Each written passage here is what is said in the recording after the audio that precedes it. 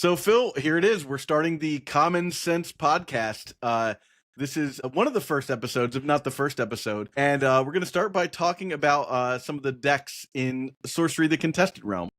Zach, what's going to happen is you're going to tell me all about the decks that I should be playing in this format. Yeah. So you're relatively new to Sorcery. We're going to pose you as the everyman so that I can do a job of explaining what I know about the different decks in the format. So this is going to be a series that we do, and then we'll go on from there. I have a couple other videos that are underway or have gone up already. One of them is sort of an explainer video for my Enchantress deck that I've been doing really well with. I think I'm 10-1-0 with the deck right now. Yeah, you've been crushing. Yeah, I'm really surprised how good that deck is. So there'll probably be a video at the end, or a link to the video at the end of that explainer video. Not to mention, on our other channel, Eternal Dirtles, we have a little bit of Sorcery content up. The main reason why we're starting this channel is so that we can move that content over to here so that people can find it much more easily. And people who are only interested in Sorcery the Contested Realm content can find our Sorcery the Contested Realm content much more easily here. So, Phil, let's start and talk about just the game as a whole real fast to give people a baseline, anybody who's just getting into the game. My elevator pitch for Sorcery is... Sorcery the Contested Realm is very similar in playstyle to Magic. A lot of the mechanics are similar, but you're playing it on a grid, and it has the feel of like if you were playing old school Magic the Gathering, 93, 94, but on a 4x5 grid. Yeah, the grid is really the biggest difference when you were teaching me how to play. When you are playing in Magic, the board is sort of open-ended and can be whatever it is between your lands, your spells, your creatures, your artifacts, your enchantments, everything else. But there isn't really a proper layout. Like there is one, but like people can do whatever they want really. Other than lands behind creatures or whatever. Otherwise, like there is no limit to what the board can look like. Where in Sorcery, it is the 4x5 grid like you were talking about, and so in that way, it plays a lot closer to a board game, even though it is still a card game. Yeah, the game is much slower than Magic as far as progression of the game. So when you're playing in tournaments, one match is one game. You get generally 50 minutes to complete a match, and you generally need the entire thing. Or you might have a faster deck, but you need the 50 minutes to just complete one game. So with that said, let's talk about a deck, Phil, that I think that you're going to be very interested in, and has been sort of blight is not the word I want to use, but has been very popular in the competitive realm for ever since it came out in Arthurian Legends. So we currently have two sets. We have Alpha Beta, which is the core set of the game, and about a year ago, Arthurian Legends dropped. We also have the Dragon Lord set that came out during Gen Con about a month ago.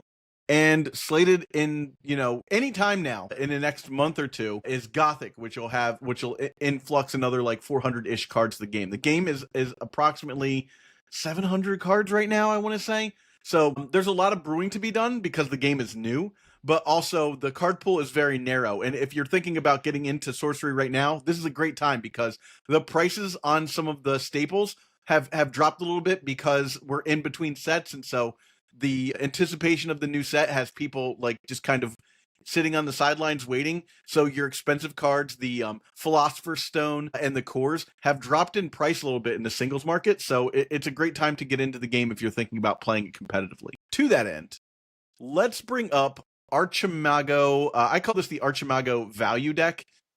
It is the Archimago deck. This is the deck that you're more than likely going to be seeing most of the time when this deck is being played. So let's talk about the avatar first off. The avatar is a 1 power avatar. It starts at 20 life. There's not any difference in most avatars as far as that's concerned. Some have 2 or 3 power. There's only 2 that have a different power, but almost so far every avatar has started you at 20 life. And almost every avatar, I think every avatar at this point, has tap to play or draw a site. So that allows you to develop your mana base in the game, your sites, your atlas, as that part of the deck is called. But each avatar has sort of a different ability. That's what makes building around these cards slightly different. This particular one says banish 3 magic spells from your cemetery, which is your graveyard if you're a Magic player, and then cast a copy of one of them. So you have to pay the cost, but you get to cast. Basically, your graveyard is a resource. So Zach, just for the basic fundamentals for somebody like me, how many cards have to be in your deck? So great question. Right now, the rule is 50 in your spell book and 30 in your atlas, which is where your sites go. So your creatures, artifacts,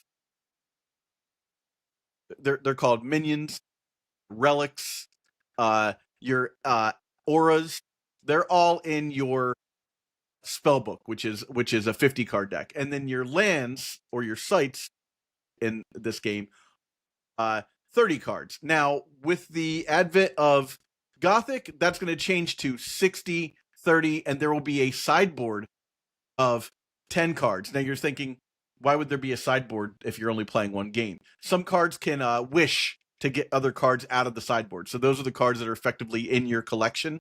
In fact, I believe the 10 card pile is called your collection. So some cards will reference your collection in the new set that will allow you to go get, maybe silver bullets or something like that. Yeah, for everybody also who's new to our channel, as this channel is new, if you hear us use a bunch of magic lingo, there's a bunch of verbiage that we've just learned over the years from playing Magic our whole lives. So to wish for something typically just means to get something out of your sideboard or something that's from outside the game. All of the cards colloquially originated in the game called wishes, like Burning Wish. So we just have simplified that down to wish. And then similarly, searching for any card in any pile is called tutoring. So if you ever hear us say to tutor for something that's out of the deck, or if you hear us say wish for something is out of the sideboard, or in this case the collection. So just in case our lingo is a little odd, it's just been sort of entrenched from being Magic guys for however long. I feel like a lot of people who play this game have probably also played Magic, so it's certainly helpful to give sort of a two-sided, like what the Magic people know a thing is called versus what the sorcery folks are called. Until we get established as like this is a place where people come for sorcery content, we do a little bit different content than your average. I think your average sorcery content creator does, where we have a more theoretical approach to the game. We like to talk about theory, but right now we're going to establish some baselines in just content. And as we get into it, our strategy and stuff like that, you'll see how our brains work when we're talking about this stuff. And adapting to it. I'm very much new to the game. Zach got me into the game. He's just been crushing all these like thick events. He's like, just at the top of the game already. And he was like, Phil, you got to get into this. You love Archimago. And so here we are. So Zach, tell me about what is the goal of the Archimago deck? Where are the powerful spells? What am I doing to have fun? Yeah. How do I attack this thing? Well, we'll go right down the line. We'll go by card type and we'll talk about each card. One of the things I love about this deck is it is the most in the who's the beatdown of this game. This is the least beatdown deck. This is the deck that is always the control deck. So when you're playing Archimago, the idea is board control and then these big sweeping finishers. And we'll talk about how the game eventually. But let's talk about board control when we start off with the Black Plague and Great Famine. These are auras, Phil. So for those not aware, auras are cards that go on sort of the nexus, the cross space of 4 sites, unless stated otherwise. Some go. There's 1 or 2 that go right on one particular site, but this is one that goes on the cross space of 4 particular sites, and it affects every site that it touches, right? So this one is the Black Plague. At the end of your turn, the weakest minion occupying affected sites dies. If tied, choose one. Dispel this, so destroy it if none die. So this is for all our Magic fellow Magic nerds out there. This is Drop of Honey. Yep. And then there's also Great Famine, which is the opposite. It kills the strongest minion. And these are unique, meaning that you can only have one, right? Yes. So the way the game works is if you read the tagline here in the center of the card. Ooh, there we go. In the center of the card where it says unique aura. So that part tells you what kind of card this is. It's an aura, which means it goes in that cross space that I was talking about. And unique tells you not just how rare it is, but how many you're allowed to have in your deck when you're deck building. So unique means one of, right? And aura means that it is that card type. So these are specifically for over the course of the game, they can get rid of a specific minion. And one of the cards we'll talk about is Root Spider. These get rid of Root Spider, which is pretty important. There's some staples in the game that are like commonly played cards that these cards can help get rid of. But also, these are just very good for controlling the board space, because your opponent's not going to move guys into that zone if they know that they're just going to lose them, right? So this allows you to kind of slow the game down. And to me, these are two of the most important cards that were printed into the Arthurian Legend set. These are the only two auras that this deck plays, and these are not magic spells. They are so a spell is like, a spell would say magic, right? Yeah, well that's wild. I never thought about this. So this is not magic. This is an aura, right? That's a big difference, right? Spells, everything in your spell book is a spell, right? Your creatures are spells, your minions are spells, your artifacts are spells, but magic is magic, and that's a very important delineation when you're talking about Archimago, because it says banish 3 magic spells, right? So these won't count for the Archimago's ability. You cannot banish these for the Archimago's ability, which is why there's only 2 auras in this deck, and you'll see that there's not a ton of creatures either. This deck is mostly magic spells. So next, we'll talk about artifacts. Ring of Morgan, Angel's Egg, and Orb of Baal Bereth. Hopefully I'm saying that right, but these 3 are very important for making this deck work. So Phil, Ring of Morgan is sort of the it's not the Black Lotus of the game. Think of it as like, what was the I'm trying to think of what like a really good example of like, so the cores and the Philosopher's Stone are sort of the Black Lotus and Moxes of this game. This is kind of like the Library of Alexandria of early Magic, where like it's kind of one of those cards that like you definitely wanted to be playing in your deck if you could. So anyhow, this is a 1 mana artifact. It's unique. You only can play 1. And it says the bearer. So this is like equipment. You put this onto your avatar or one of your minions. The bearer has, whenever this unit casts a spell, they may deal 1 damage to target nearby unit, and you gain 1 life. Let me explain nearby to you real fast, Phil. Please do. So adjacent is up, down, left, right. If something is adjacent to a guy on the board, above it, below it, left or right. Nearby is adjacent plus diagonals. So everything in that 9 square around your whatever is nearby, it counts as nearby. So that means that nearby allows you to go and target anything that basically can be touched diagonal or orthogonally. Nearby is in chess. The king can move to any nearby space. Correct. Yeah, exactly. That's a great example. So this card on, I don't know, what's your evaluation of this card just off the top of your head? So this strikes me because it's an equipment, and it says whenever you cast a spell, it means that it's like, I read this as somebody new to the game, and I go, oh, this isn't limited per turn, so you can cast multiple spells per turn and deal multiple damage and gain multiple life, which, because it's open-ended like that, it strikes me as like, okay, it is just tacking this effect onto every spell you cast, or every time this unit casts a spell, and you're going to explain to me what it means for a unit to cast a spell. Yeah. Unit is your avatar or any of your minions. That's the only delineation. And so then I assume that a magic will, like, when something is casting magic, it delineates that a unit has to be the one to cast it, not you. Yes. So so every avatar is a spellcaster. It doesn't say that on there, but not every unit is a spellcaster. If you see Merlin here, Merlin is a spellcaster, right? Whereas the Kettletop Leprechauns are not a spellcaster. So Merlin can cast spells. So if you were to cast a spell and had this on Merlin, Merlin would be doing that damage, right? Otherwise, you're probably just placing this on your avatar and walking your avatar around and shooting, like, pinging with your avatar. And that's something to be said too, right? Like if there is Like, let's say my avatar is bearing the Ring of Morgan.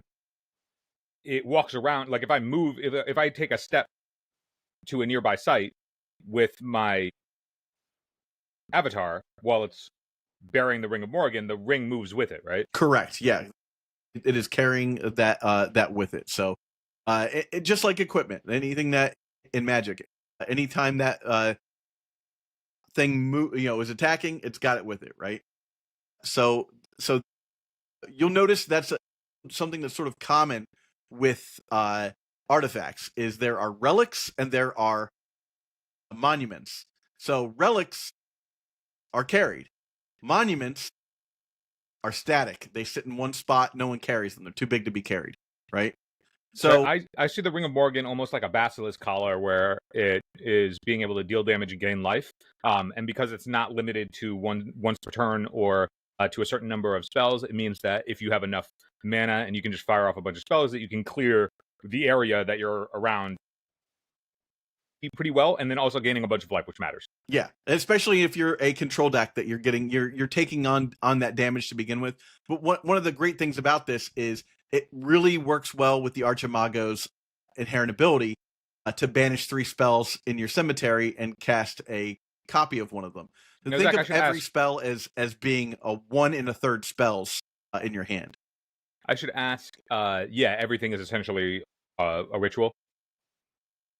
For Archimago, where it says banish 3 spells from your cemetery, is that only once per turn? Nope. You can do So it that as also much not as being you limited want. is really powerful. Yeah. Yeah. Now, there so are like, other avatars that say once per turn on them for their effects. This one does not. Yeah, getting to spell sling just seems really powerful. And if there were ways that you can leverage that up by just playing cheaper things to load up your cemetery faster, and then you can just get additional effects by, playing more spells, it has a lot of storm quality to it. Yeah. Okay. So then we've got Angel's Egg. Angel's Egg says at the end of each turn, the controller of Angel's Egg's site heals 1 life. So a relic, in this case, you put it on a site? Nope, you're putting this onto a minion, but whoever owns the site, whoever is the controller of the site, gets the 1 life. So if you move this onto your opponent's site, he's going to start gaining life. They gain the life. I see. Yeah. Okay. And then so obviously, you can see a pattern here, trying to stay in the game for as long as possible.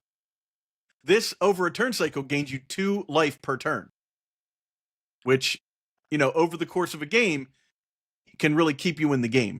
Oh, I see. So the end of each turn is both your opponent and yours, this triggers. Yeah. And then we have the Orb of Balbereth. The first time each turn a magic spell is cast nearby, Orb of Balbereth creates a copy. The spell's controller may choose new targets. So this will work for both players, but this is just 5 mana and it's going to copy anything that you do. Now, an important note is that 5 mana is a lot, right? And your opponent may be able to get close to you and gain value out of this too. A non-mana gated Mirari is really powerful. Mm-hmm. Like, I already know that just being able to free copy spells is powerful. So this costing 5 isn't surprising to me, because I imagine that once it is unlocked, if you cast anything, it will sort of snowball from there because it's just generating you free value. Yeah, massive amounts of value. All right, so let's talk about our minions. The minions are the creatures of the game, right? Generally, you're using them to attack and block. This deck only has 15. Most decks will have a little bit more than that, but this deck is playing a little bit lower to the ground. So let's talk about Highland Princess, which is a unique mortal. And she has Genesis. Genesis enters the battlefield. Search your spellbook for an artifact that costs 1 or less, reveal it, and put it into your hand and shuffle. Yeah, we love a 2-mana You're trinket. specifically going for Ring of Morgan. Yeah, and that's the only thing it can get, right? Yeah. Yeah. So and what were you saying? We what? We love a trinket mage on this channel. Exactly. Yeah, trinket mage. This is trinket mage. This just shows you how important Ring of Morgan is. That you're basically playing a second Ring of Morgan that you don't mind paying 3 for, right? Yeah, and also what this strikes to me as is whenever I see an effect like this that is open ended as new cards enter a format is what's the new set that's coming out soon? Gothic. So when Gothic comes out, like as I start to pick up the pieces for Archimago, I'm going to specifically be looking at the ones that are the relics that cost 1 or less, or an artifact that costs 1 or less rather. Because if any of them are unique, just being able to have a second copy that's taxed by 2 on here, but then you know it is pretty good considering that like anytime you can play a tutor for one of your restricted cards, restricted meaning unique cards, you know that like the value of those restricted cards or unique cards then go way up because the density of within your deck is a lot higher. Exactly. So for our Magic fans out there, it's like the Merchant Scroll and Demonic Tutors in Vintage to find your restricted cards.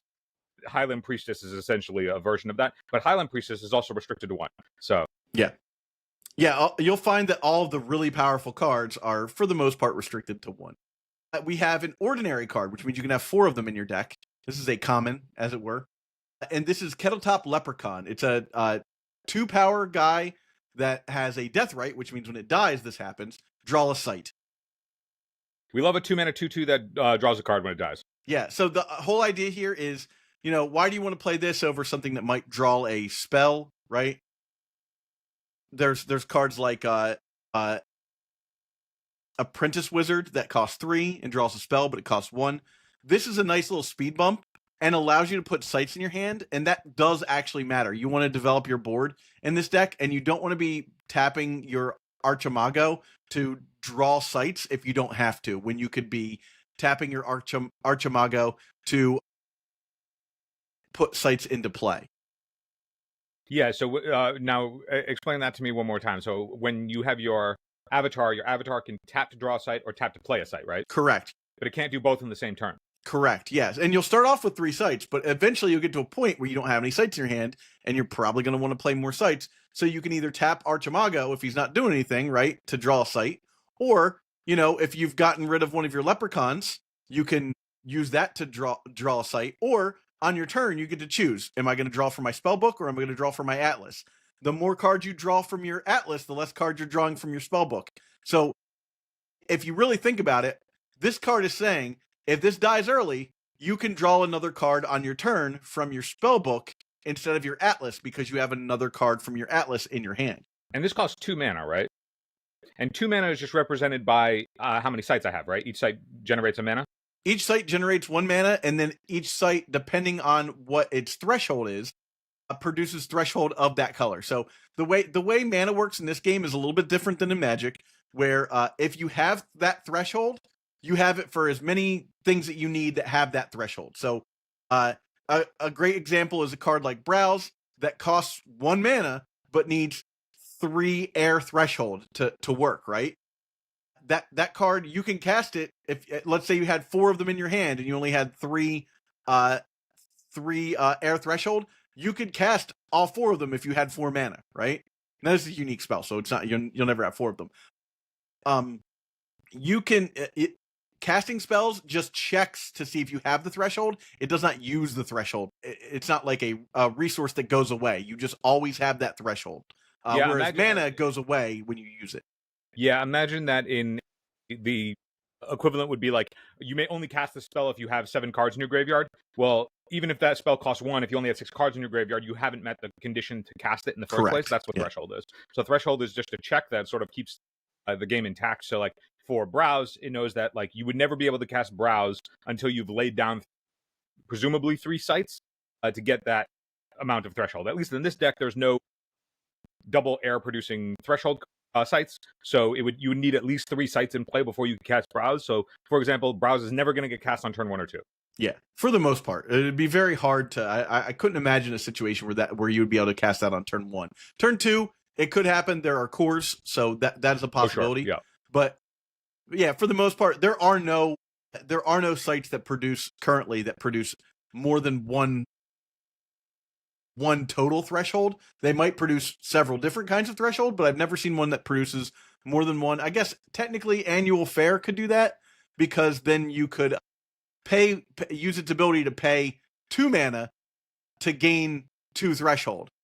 So that, I guess that is a possibility. I guess that is the way that it works. Yeah. Yeah. But even then, you would need to. Yeah, you're paying more. It itself, the Annual Fair is not producing any threshold on its own inherently. Correct. So even in that position, you would still. Anyway, we're starting to get into like play we're getting patterns. into the weeds. Yeah. All right, the next minion is Merlin. Merlin is super important. He is a 3 minion, 3 power minion that costs 3 and needs 3 air, so he's a little expensive, but he's a unique mortal spellcaster. And anytime during your turn, Merlin may look at the next spell of your deck and cast it if it's a magic spell. We love a future sight, Zach. Love a future sight. I'm addicted to a future sight in every game. The fact that like this essentially means that every time you cast a spell off the top of your, what is the magic book called? Magic book. It is called the spell book.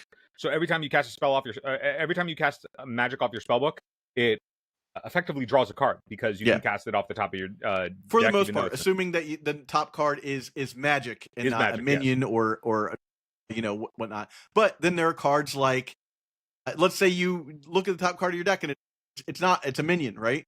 You have cards like Common Sense that allow you to shuffle your library and check again, just like just like we were used to doing with Future Sight in Magic. When you're like, this isn't what I want, I'll shuffle my deck.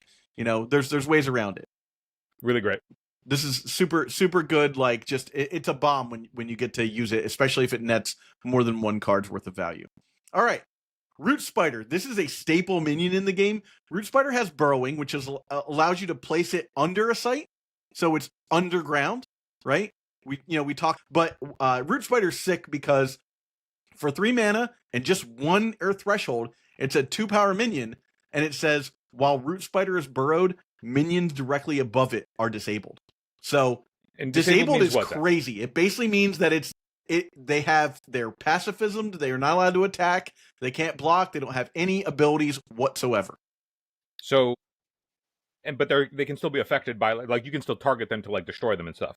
You can still target them. However, Root Spider is under the ground unless a card specifically targets something that is underneath or affects every plane of the site. It's very hard to get rid of Root Spider. Black Plague and Great Famine, which we explained before, actually do get rid of Root Spider, which is why a lot of people play them. Why? Now explain to me, why do they get rid of them? Yeah, so this says occupying sites. A lot of times a card will either, if it's a magic spell and you're casting, the spellcaster's on the same level as them, so if you're above the site and you're casting it, you can't cast it underneath, right? Some cards will say here, which means that here is here or there, and here is wherever that caster is on the site. So if you're underneath and you cast a spell, then you're casting it underneath, and it won't affect anything on the top. Got it. Some wordage to understand with this game, but the very important point is Root Spider is very hard to deal with and is very effective. And also this is an exceptional spell, which means that you can have up to 3 of them. 3 of them. Yeah, this is an uncommon, as it were. But yeah, exceptionals you can have 3 of. All right, Dapperal Vampire. Here's an airborne minion. So 5 mana and only 1 air threshold for a 4 power minion that has airborne. So Phil, we haven't explained airborne yet. Just like burrowing can go under, airborne sort of sits above. And only other creatures with airborne can attack an airborne minion unless that airborne minion attacks a site. Then it's technically on the ground, so it can be attacked or it can be blocked by other creatures. And also, airborne minions can travel nearby, so they can move orthogonally and diagonally. And so, when it comes to if creatures aren't airborne, they can only travel up, down, left, right. They can only travel orthogonally. Okay. Correct.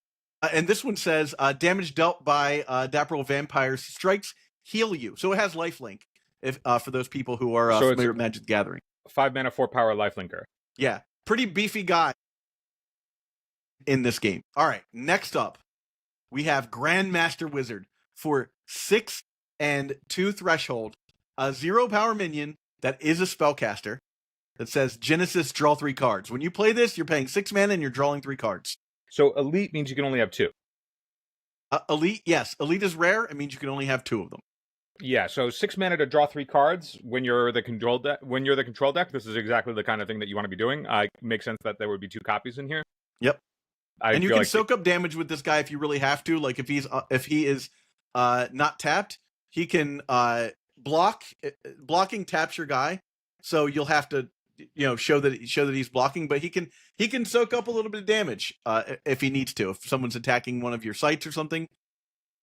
And he's also a spellcaster, which can be important sometimes for placing, to making sure that the location situation of your spells is where you want them to be. Yeah, so far the only spellcasters in the deck are the Grandmaster Wizard, Merlin, and Highland Priestess is not a spellcaster, right? She is not. She is not. So right now there's only Highland Princess. She's not a priestess. Highland Princess, sorry. So right now there's only 4 spellcasters in the deck so far that we've seen, Archimago included. 9 times out of 10, you're going to be casting spells from your Archimago. Yeah. All right, finally, we have Death Dealer. Death Dealer is a 7 cost minion that needs 2 red, has 4 power, and its genesis is destroy all other minions. Now this is on the entire board. Everything on the board.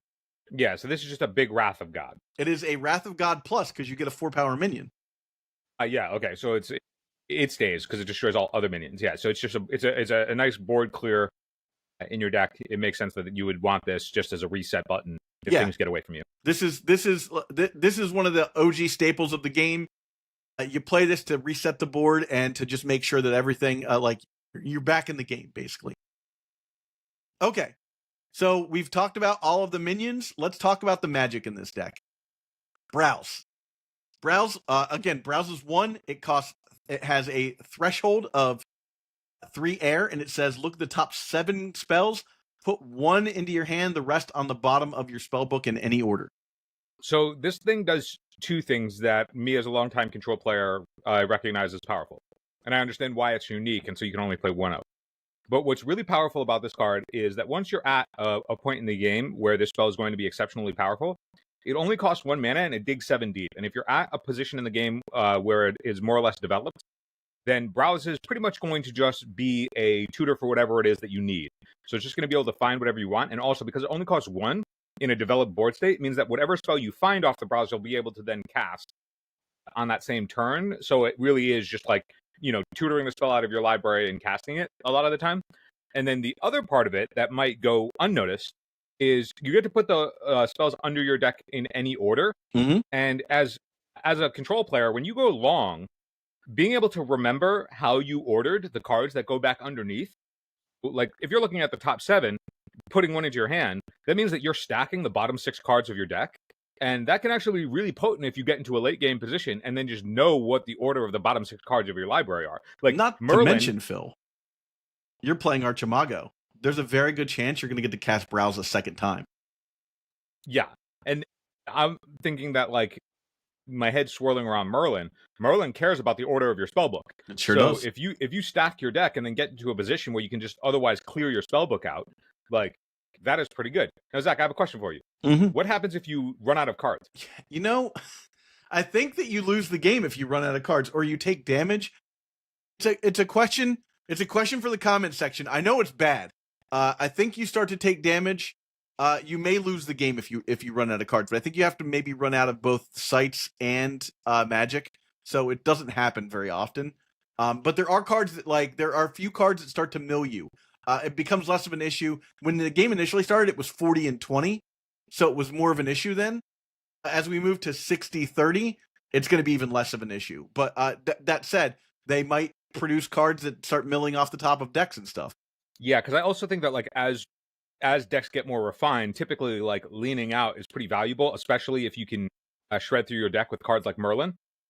And so as you want to be able to move through your deck more powerfully and cast more spells per turn, particularly Ring of Morrigan is a card that rewards you for being able to cast more spells every turn. So as we start to see the synergies of where the most powerful interactions are in the deck, my head's already going to, okay, how do I optimize the most powerful aspects of my deck, which clearly seem to it's Ring of Morrigan, Merlin, and then Archimago being able to rebuy all of those cheap spells. That means that the sooner that you get to cast all those spells, it's in Magic it's known as Xeroxing. And if you can Xerox a lot faster, which typically means that you're just leaning your deck out and getting rid of the expensive stuff that isn't necessarily required or necessary for whatever your strategy is. And so, I mean, Zach, so far we're only on the first spell of Archimago, and you're right that this is exactly my kind of my kind of slinging. All right, now Next, we have 2, and now you could play 3, but this particular version plays 2, Divine Healing. Divine Healing costs 1, has 3 Earth Threshold, and just says you gain 7 life. This is a classic just stay in the game card. Now, Zach, I have a question for you. You can't go above 20, though, right? You cannot go above 20. This is true. And when you hit 0, you go to death's door, you can no longer gain life. That the next shot is it. So I can see why you would only play 2 of this as opposed to 3, because this really isn't maximized until you're at 13 or lower health. Correct. Yeah. Again, this is a great spell that, like, if you're trying to get back into the game and you're at low health, you can be like, I'm going to Divine Healing, remove 3 cards, Divine Healing. You've only spent 2 mana, right? If you have Ring of Morgan out, you've gained 16 life. You know, that's ridiculous. That part of it too is really powerful in that Archimago can essentially flash these cards back, and so between needing, like, you don't want this in the super early game because it will be dead in your hand, since it won't, like, I can see this as a spell that you don't want to find in your opening hand, but then at mid to late game you definitely want it, because gaining 14 off the back of your Archimago is really powerful. Yeah. Next we have Pendragon Legacy.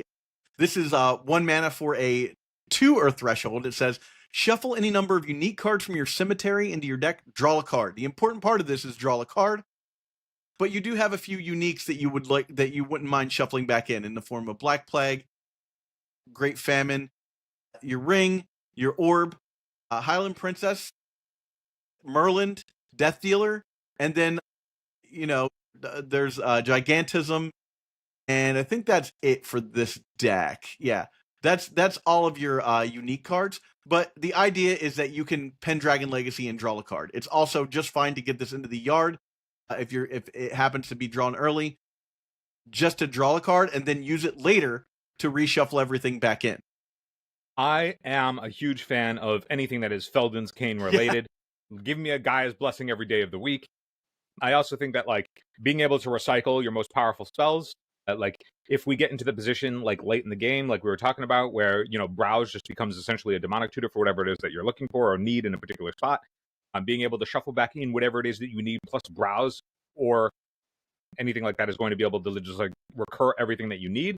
And then getting to do it again with Archimago means that, like, essentially all of your uniques, your restricted cards, you just get to cast upwards of 3 to 4 times in a game, and that can just be really powerful if they're your most potent spell. Yep. All right. Blink. This is a classic ordinary spell. An ally teleports to a location that's nearby. Draw a card. You're just filling up your graveyard with this guy. It also allows you to say, oh, I don't want to be near my opponent's guys. I'm just going to blink my avatar away, or, like, blink a guy closer so that they can then move and attack. This is really great with Dapper Vampire because it basically allows Dapper Vampire to move, like, 5 spaces, in comparison to, say, like, a normal minion.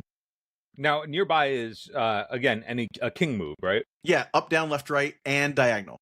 So this essentially just means that you get to move 1 square within in that spot. Exactly. I can see how something like anything that says draw a card is just going to be really powerful with stuff like Ring of Morgan. Like, with the Archimago, you're filling your graveyard up. You're just, like, replacing cards. Question, Zach. What does spell timing look like in this game? So because nothing happens, so a spell resolves. You cast it, it resolves. You cast it, it resolves. There's no stack. There is no stack because there are very few. There's 1 or 2 cards that you can play on your opponent's turn, and they're basically, like, ways to avoid damage. So there's not a whole lot of what happens is you announce a spell. Sometimes there are things that happen when a spell is cast. Those happen, and then the spell resolves. But otherwise, the only thing that you get to do on your opponent's turn is declare a block. Correct. Unless a card otherwise specifically says that you There's get a card called Dodge turn. that costs 0 that allows you to take no damage from an attack. Sure. Okay. But otherwise, like, if you and I are playing against each other and it's your turn, the only thing that I'm really thinking about is what are the potential blocks that I need to make. Phil, the name of the game is called Sorcery. Think about it. Yeah, perfect. Everything's happening at sorcery speed for the most part. Okay, so you understand Blink. Common Sense. Common Sense allows you to search your spell book for an ordinary card, reveal it, put it into your hand, and shuffle your spell book. It costs 2. It has a threshold of 1 earth. And Phil, this is where the deck kind of starts getting into motion, because you can Common Sense for a Common Sense for a common sense, fill up your graveyard, and then use those as, I'll get my, one-ofs that I have in this deck that are silver bullets, and then you can recast them using the common senses that are in your graveyard. This is the sort of meat and bones of this deck. Zach, you don't need to convince me that Squadron Hawk is the kind of card I want to be playing. Also, the cool thing about this card too is, again, with all the cards that care about just something being cast, if you have a Ring of Morgan on something and you just get to go common sense to common sense to common sense, you're gaining multiple life, you're shooting multiple things. And then, of course, these are the types of cards that get to fuel your Archimago, a common sense, and then you can exile both of them alongside whatever it is that you actually want to recast and cast it. And then, as you're talking about, the shuffle effect with a Merlin is really powerful as well. Not to mention, we did name the podcast after this card. And now I understand why, Zach. I remember you were like, "This is the card that's really going to speak to you," and it really does. Yeah. All right. Disenchant. It's. I mean, the name says it all. It kills auras or artifacts at target location up to 2 steps away. This is a great card. It's a great common sense target. I'm gonna go get rid of this problematic thing, and then move on. This is a utility. I think that this is really. Already we see where how common sense is so powerful. It being a tutor means that you can, having both tutors in your deck and ways to flash them back with your Archimago means that having a singleton effect that you can just tutor for when you need it, that is otherwise not necessarily something that you would want to find in a main board game, become really powerful in your toolbox. And if you've common sense this, and then you cast Disenchant, you're one more card away from casting Disenchant a second time. Yeah, and the fact that this destroys all auras up to 2 steps away. Now, 2 steps means that it's pretty much the majority of the board, right? Yeah, as long as you, the main difference is, your avatars start 3 steps away from each other.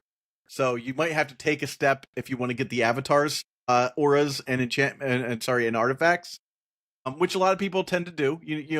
I'll move up and I'll get all the cores and the Ring of Morgan and everything that you've got stacked on top of your avatar. That's generally what happens with this card. No question. A step is a step in any direction, right? Yeah.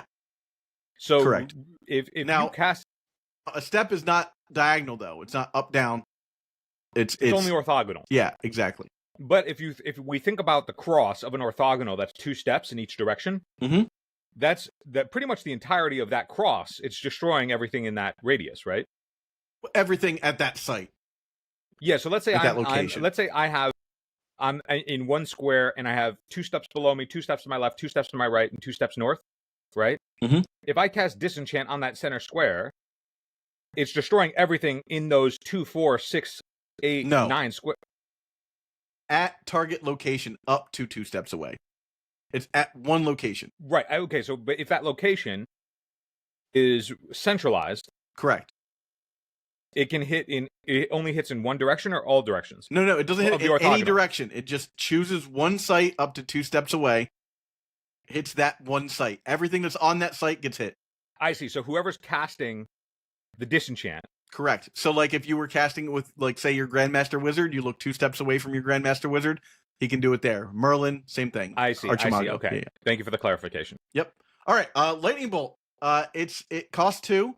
And it deals 3 damage to a random unit at target location. A lot of times you're casting this to get rid of something that is all by itself at a location, or maybe you just need to get rid of anything at a location.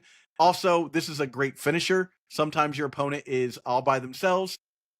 There's no restriction on where you want to cast this. You don't have to be 2 steps away or what. You just, I'm going to point there, and that's where it goes. And what's really powerful about this is it being cheap and ordinary means that it's tutorable off common sense, but then also you can just go bolt, potentially out of nowhere in a sequence later in the game and do some lengthy damage. Magic missiles, similar to Lightning Bolt, but this shoots projectiles. So let's talk about projectiles, Phil. Projectiles is up, down, left, right. It shoots a projectile in direction, stops at the first thing it hits. So this shoots 3 projectiles in the same direction, one at a time. Each deals 1 damage. So if you had a minion that was at one location that was a step closer than a minion behind it, and it had 2 toughness, the first 2 projectiles would then kill it, and then the third projectile would hit that third. Correct. Yeah, 2 power. There's no toughness in this Sorry, game. 2 Everything power. is Yes, power. Yeah. All right. So, and basically, like, you could also do something like, oh, I know, like, my opponent has a 4 power minion at a thing. Maybe I'll lightning bolt it, and there's 2 power minion behind it. Then I can cast magic missiles. The 3 damage will carry over. It hits the first thing, does that 4th piece of damage, and then shoots 2 behind it. So you can, like, kind of 2 for 1 your opponent, or, you know, in this particular scenario, you're getting 2 for 2. You know, it's a very versatile card. Also, drawn by friend of the show, Brian Wackowitz. This is also the type of spell where it's like, because we start right, our avatars are on the same rank. Yes. I'm sorry, on the same file. To start the game, that early in the game, if you just wanted to fire off this at your you could avatar, do that damage. You could do that. It's bad. It's bad, but Lava Spike is a spell that you can cast. Sure, it is indeed. All right, next up is Power of Flight. Give an allied minion airborne until your next turn. Draw a spell. This is just there to draw a spell.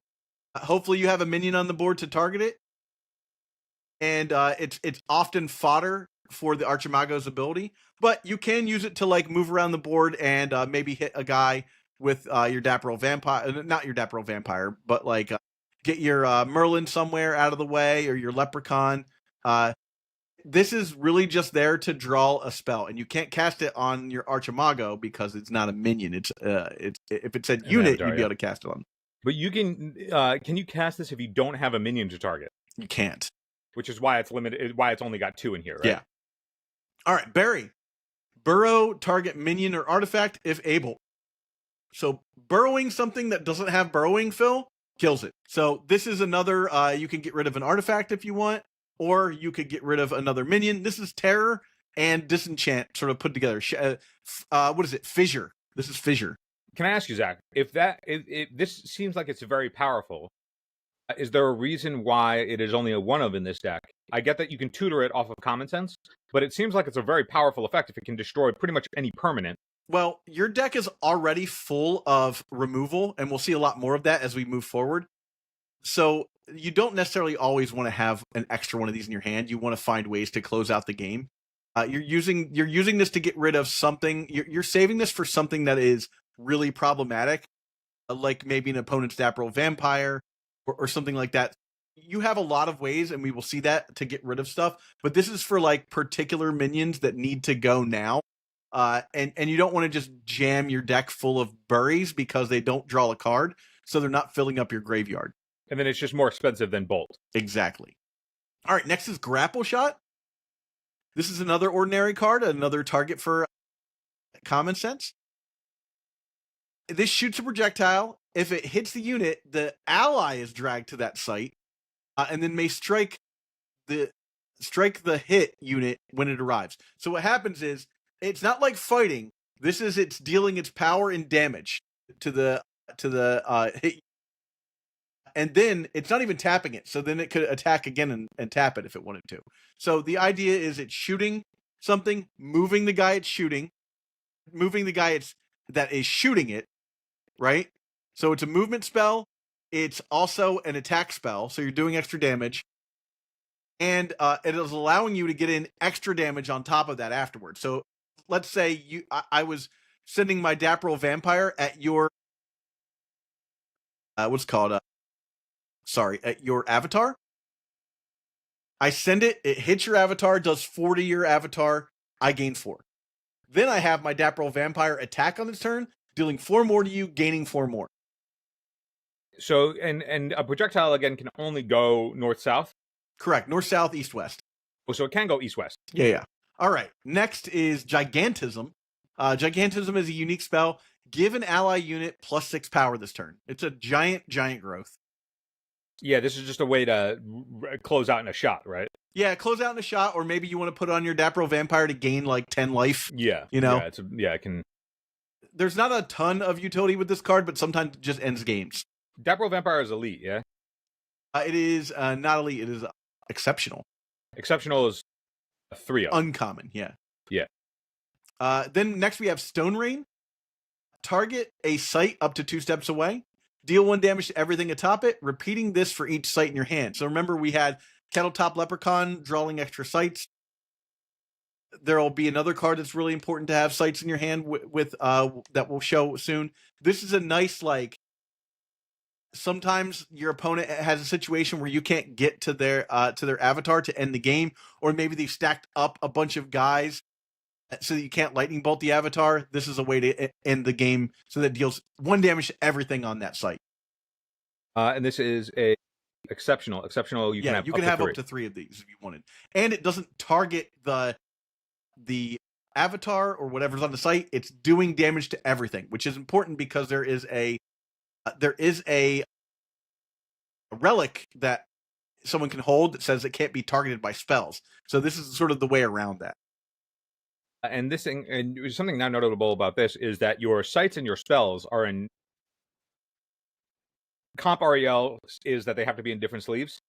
Yes. So every player always knows how many sites / spells you have. Correct. In your hand. Yeah, that is correct. All right. Up to the next one.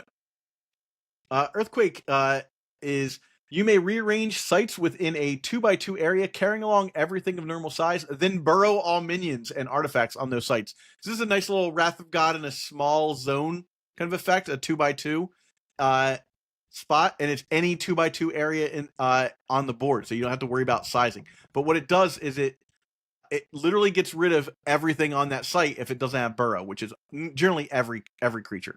And when you have a 5x4 board, which is 20 squares, yeah, it's a lot of the board. 2x2 is a lot of squares. Yeah, and generally, like, no one's clumping up their guys specifically, but 2x2, you're generally gonna hit more than one card with this. So it is a quote unquote card advantage spell. Not to mention being able to cast it a second time in a game. What is the maximum number of squares you can hit with a 2x2 on a board? Oh, it's 2x2 like that. Yeah, 2x2. It's just going in the like, think of it as like hitting a cross section. Got it. Yeah. All right. One of my all-time favorite spells, Phil, is Poison Nova. Poison Nova deals 1 damage to each other nearby minion, and it has lethal. Lethal is like Death Touch, so that means that it deals 1 damage to everything, and 1 damage is enough to kill everything that it hits nearby, which is a big radius. Yeah, a king's radius to kill everything is pretty powerful, which I can understand why it's 5 mana. Yeah, and it only one fire threshold, so it's very easy to cast. This strikes me as Death Dealers 2 through 4. Yeah. All right, next we have Crater Eyes. Phil, see that grid on Crater Eyes? This is the card that you've told me about a dozen times about how it's the most powerful thing going on in this deck. Yeah, so what happens is you either have Orb of Baal Bereth in play, and you cast Crater Eyes, and it happens twice, and you generally put it onto your opponent's avatar, and you blow up the board 2 times, right? Doing 10 wherever the center is, 7 orthogonally, 4 nearby, and then 4 even further, 2, and then 1. So basically this big, and all you have to do is discard a site with this card. It costs 8 to Earth Threshold. You're going to have that. This is the game-ending spell, right? You're either casting this to hit your opponent and clear the board, and then recasting it later with Archimago to do the other 10 damage, or with Orb of Balbaleth, it's putting your opponent at death's door. Guaranteed to put your opponent at death's door because it's doing 20 damage. So the value of this card, this thing is showing me a 5x5, but the board itself is a 5x4, right? Correct. So this thing is actually giving you a pattern extension if you're not hitting the exact center square. If the 10 damage in the center square, it then, can extend beyond. Like, it essentially reaches 2 steps out in every direction. Yeah. Now you got to be careful. You don't always want to hit yourself. You're probably going to hit yourself with this sometimes. But anyhow, this is the game-ending card. This is how you get your opponent to death's door, and then from there, everything's cheesecake. You just have to figure out a way to end the game from there. It is crazy to me that this is not unique. Yeah. Well, it costs 8. It costs I get a lot. But it seems pretty unique to me, but I understand why you played 2 copies if you're allowed to. Yeah. All right. So that is all of the spells in the game, in the spell book. We'll do a quick look at the sites, but there's not a lot to talk about with the sites. I imagine the sites are, we're just going to get a lay of the land here, so to speak. So Annual Fair allows you to fix your mana a bit. The big ones are Dark Tower, which the towers are ordinary. Whenever it's the only one that's in play, Dark Tower, Lone Tower, Gothic Tower, whenever you've only played that one, you gain an extra. So it sort of ramps you for a turn. If this is the only Dark Tower you control, yeah, so this is essentially a Crumbling Vestige from Magic. It ETBs, it gives you a mana, and then because it's a site, it's an additional mana. Correct. So you could play this on turn 1, and it would generate 2 mana. Free City. You'll notice Free City has a power on the side of it. It basically can block.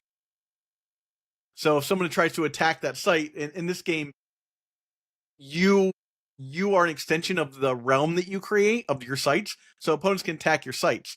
This can defend itself, so it can stop people from being able to attack. If you put it in the front, and your opponent comes through and tries to attack it, there's a good chance that one of their little minions might die, so they have to have a bigger minion to get through. However, this isn't providing any threshold. Correct. It is providing mana.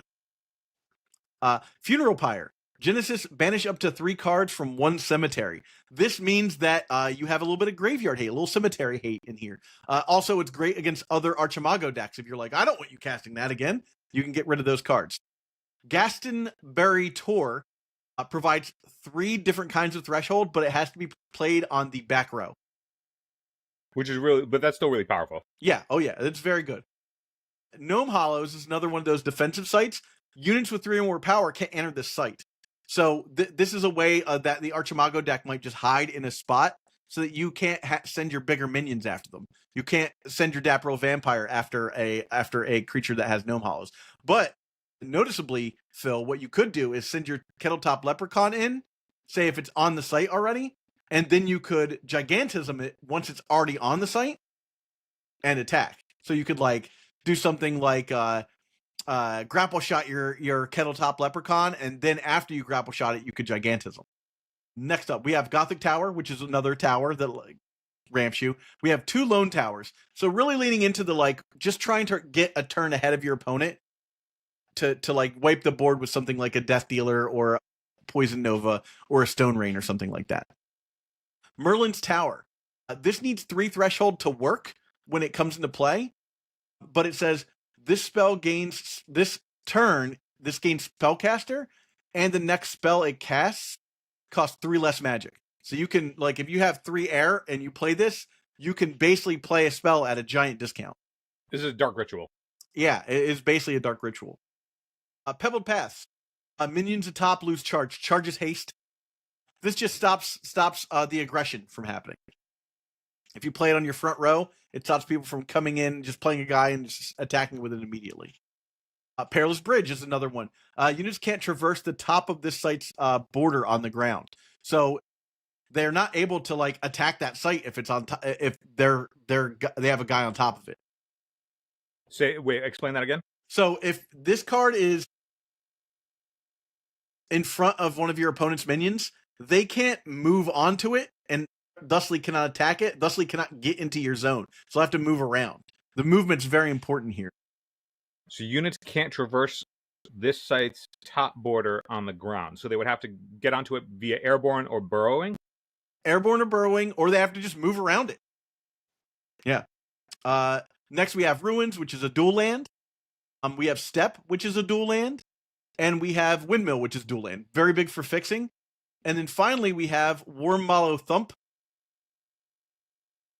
If you have the threshold, opponents can't affect cards in your cemetery, which is huge for this deck. You really need this for this deck. It's one of the reasons why this deck plays Earth along with Common Sense.